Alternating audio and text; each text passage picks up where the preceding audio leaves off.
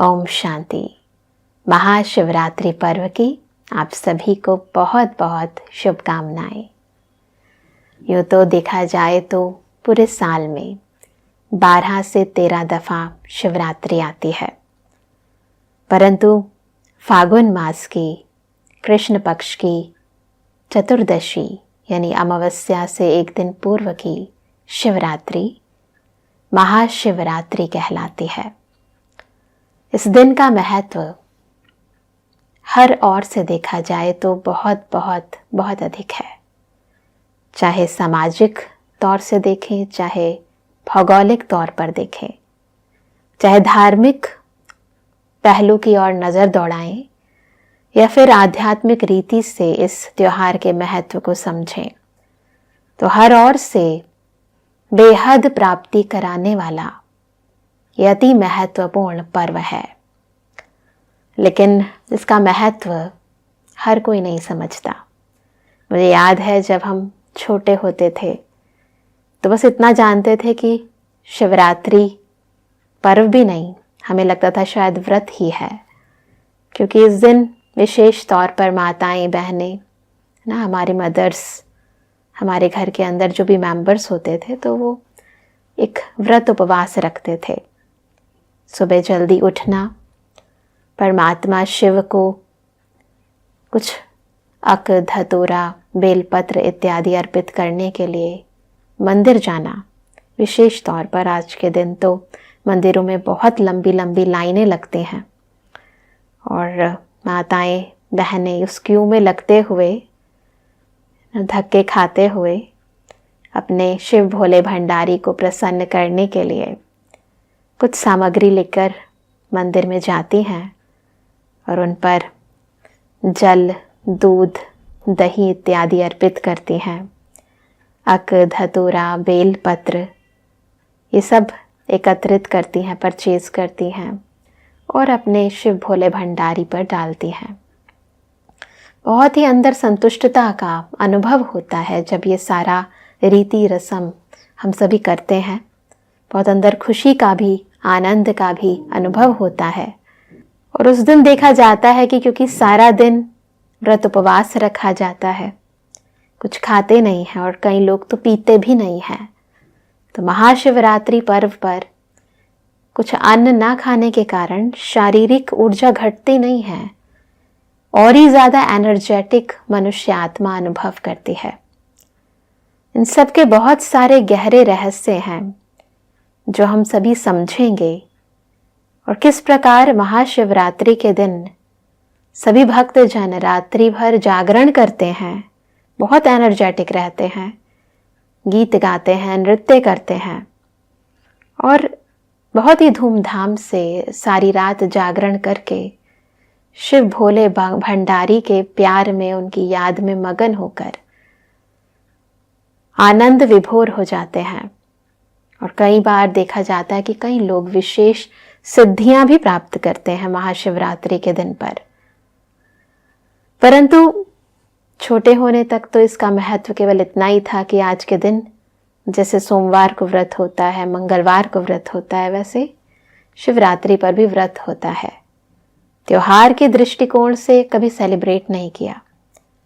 परंतु जब परमात्मा हमें ज्ञान देते हैं, हमें बताते हैं कि वास्तविकता में आज के दिन का कितना महत्व है, क्योंकि वो शिव परम पिता परमात्मा जिसे कहते हैं अजन्मा है, अकर्ता है, अभोक्ता है, जन्म मृत्यु से बिल्कुल न्यारा है, सृष्टि का रचयिता है, उसका जन्मोत्सव यानी जिसका जन्म ही नहीं होता उसका जन्मोत्सव, जयंती मनाना एक बहुत बड़ी बात है। क्योंकि शिवरात्रि पर्व आता भी ऐसे समय पर है जब घनघोर रात्रि का समय होता है, गहरी रात्रि। यूँ तो कोई बच्चा यदि रात्रि को जन्म लेता है, सपोज हम कहते हैं श्री कृष्ण जी का जन्म हुआ रात्रि के समय, तो भी हम श्री कृष्ण जयंती मनाते हैं, श्री कृष्ण जन्म रात्रि नहीं मनाते हैं। और आमतौर भी देखा जाए तो कि कोई बच्चा यदि रात्रि को जन्म लेता भी है तो उसका भी जन्मदिन ही मनाते हैं हम, चाहे रात्रि को सेलिब्रेट करें, चाहे इवनिंग में करें, चाहे मॉर्निंग में करें, परंतु कहलाया जाता तो जन्मदिन ही है। लेकिन शिव जी की रात्रि मनाई जाती है। क्या अर्थ है इस रात्रि का? शिव भोले भंडारी केवल हिंदू, मुस्लिम, सिख, ईसाई कुछ विशेष धर्म की आत्माओं के पिता नहीं, अपितु सर्व मनुष्य आत्माओं के पिता हैं, परम पिता हैं। उनका किसी धर्म से, किसी जाति से, किसी देह से कोई संबंध नहीं। वो देह की हदों से न्यारे, बेहद हैं। इसलिए उनसे संबंधित रात्रि भी कोई रोज आने वाली हद की रात्रि नहीं है। उन पर चढ़ाए जाने वाले वो अक, धतूरा, बेलपत्र भी कोई हद की सामग्री नहीं है। उनके पीछे बहुत ही गहरे राज समाये हैं। यदि बेहद दृष्टिकोण को हम सभी समझ जाएं तो हमारे अंदर की भी हद की भावनाएं, ईर्ष्या, द्वेष, नफरत, है ना, मैं मेरा की जो भावनाएं हैं, जिसके कारण आपस में मनमुटाव रहता है, अंदर हम दुखी होते हैं, परेशान होते हैं, टेंशन में रहते हैं, काम नहीं बनते, असफल होते हैं, क्रोध के कारण कुछ ऐसा कर जाते हैं जो फिर अनियंत्रित हो जाता है। तो जितने भी संपूर्ण संसार के अंदर प्रॉब्लम्स हैं, उन सब का सॉल्यूशन छिपा है महाशिवरात्रि पर्व के सेलिब्रेशंस के पीछे। अपने मन की अधूरी कामनाओं को पूर्ण कैसे करें, वो रहस्य छिपा हुआ है परमपिता परमात्मा शिव को, अपने भोले भंडारी को प्रसन्न करने की भावनाओं के पीछे। तो आज हम पहले समझेंगे कि शिव रात्रि क्यों मनाई जाती है। तो रात्रि कोई हद की रात्रि नहीं है, रोज आने वाली रात्रि नहीं है, अपितु इस संपूर्ण सृष्टि चक्र के अंतिम चरण, अंतिम युग, जिसे कहते हैं घोर कलयुग, उस घोर कलयुगी समय का प्रतीक है शिव की रात्रि।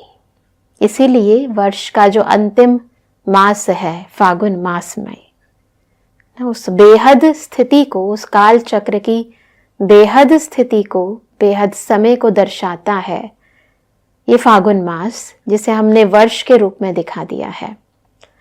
उसमें भी जब घोर अंधेरी रात्रि, यानी काम की, क्रोध की, लोभ की, अहंकार की, ईर्ष्या की, द्वेष की, नफरत की कालिमा ना संपूर्ण विश्व पर, विश्व यानी ग्लोब की बात नहीं है, विश्व बनता है विश्व में रहने वालों से, यानी प्रत्येक मनुष्य आत्मा के भीतर गहराई तक समा जाते हैं। हर आत्मा दुखी हो जाती है, हर आत्मा का तन, मन, धन, संबंध, संपर्क सब कुछ विकृत हो जाता है, विकारों के वशीभूत हो जाता है।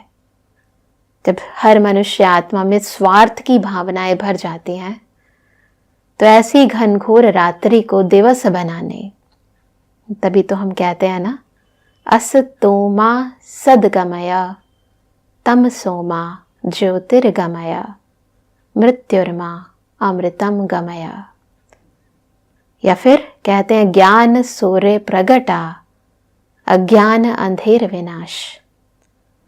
तो ज्ञान का सूर्य कौन है? वो केवल ज्ञान का नहीं, अपितु शक्तियों का भी सूर्य है। प्रेम का भी सूर्य है, शांति का भी सूर्य है, सुखों का भी सूर्य है, आनंद का भी सूर्य है, पवित्रता का भी सूर्य है। सूर्य, सूर्य अर्थात स्रोत है। वो सब कुछ देने वाला दाता भी है, विधाता भी है, वरदाता भी है। हम सब की बुद्धि रूपी झोली ज्ञान गुण शक्तियों रूपी रत्नों से भरने वाला भोला भंडारी है, जो कुछ नहीं चाहता, बस देना जानता है, देता है। कैसे देता है उसकी भी विधि को समझना है। तो जब परम पिता परमात्मा शिव इस सृष्टि पर आते हैं, आना यानी हमारी तरह जन्म नहीं होता उनका, गर्भ में आत्मा प्रवेश नहीं करती है, अपितु उनका दिव्य अवतरण होता है, जिसके लिए ही शिव महापुराण में ये वर्णित है कि ब्रह्मा के ललाट से परमात्मा शिव प्रकट हुए। तो परमपिता परमात्मा शिव वृद्ध मानव तन में अवतरित होते हैं, जिनका ही कर्तव्यवाचक नाम प्रजापिता ब्रह्मा कहलाता है। और उनकी देह में भ्रुकुटी आसन पर विराजमान होकर वो हम सभी को ज्ञान प्रकाश देते हैं, हम सभी को ये बोध कराते हैं कि हम वास्तविकता में कौन है, हमारा अस्तित्व इस सृष्टि पर क्या है। अर्थात वो पहेली जिसके लिए हर मनुष्य आत्मा इधर उधर भटक रही थी कि मैं कौन, उस पहेली का हल हमें तो नहीं मिला। अगर कुछ जाना भी तो थ्योरेटिकली जाना, परंतु प्रैक्टिकली वास्तविकता में स्वयं को आत्मा समझना कैसे है, वो पुरुषार्थ यानी पुरुष बन के हम रथ को कैसे चलाएं। ये देह रथ है और मैं आत्मा पुरुष हूं, तो पुरुष बनकर इस रथ को मैं कैसे चलाऊं, देह से अतीत कैसे हो जाऊं, देहातीत कैसे हो जाऊं, अपने स्वस्वरूप को, सत्य स्वरूप को कैसे समझूं, वो विधि सिखाने स्वयं परमात्मा सृष्टि का रचयिता हमारे परम पिता इस सृष्टि पर आते हैं। और बहुत सिंपल है, क्योंकि देह का ज्ञान, दुनिया का ज्ञान तो इस दुनिया के अंदर हमें बहुत सारी मनुष्य आत्माओं ने समय समय पर आकर दिया, और आज भी कुछ भी नया निकलता है, टेक्नोलॉजी इतनी एडवांस हो गई है, तो लोग उसकी जानकारी, उसका ज्ञान प्राप्त करने के लिए बहुत अधिक उत्सुक रहते हैं। परंतु मेरा ज्ञान, मेरा अस्तित्व यानी वो है सुप्रीम क्रिएटर, परंतु इस संपूर्ण सृष्टि में जो अलग अलग चीजें इन्वेंट की जा रही है, उनका क्रिएटर मनुष्य है। और वो जो क्रिएटर है यानी मैं मनुष्य आत्मा, मेरा अस्तित्व, मेरे अंदर की शक्तियां, मेरे अंदर का सामर्थ्य, मेरे अंदर के गुण कौन से हैं जो अभी तक भी सुषुप्त हैं, उन्हें जागृत कैसे करना है, उन्हें कैसे समझना है, वो विधि कौन बताएगा। दुनिया का ज्ञान, इस देह का ज्ञान, इसका नाम रूप देश काल, वो तो इस दुनिया के पिता ने, जिसे हम लौकिक पिता कहते हैं, जिसने हमें जन्म दिया, उन्होंने इस दुनिया में जब हम आए तो ज्ञान देने वाले हमारे शिक्षक ने, या फिर जब हम बड़े हो जाते हैं कोई गुरु करते हैं तो हमारे गुरु ने हमें बहुत दिया। परंतु इस देह से अलग, देह को चलाने वाली मैं शक्ति जो आत्मा हूं, जो परमपिता परमात्मा की संतान है, उसका ज्ञान वो कौन देगा? वो तो स्वयं आत्मा का पिता ही देगा ना, जो केवल हमारा पिता नहीं है। अभी तो क्या कहते हैं हम कि तुम ही हो माता, तुम ही हो पिता, तुम ही हो बंधु, तुम ही हो सखा, तुम ही मेरे शिक्षक हो, तुम ही मेरे सतगुरु हो, सब कुछ हो। वो कौन देता है?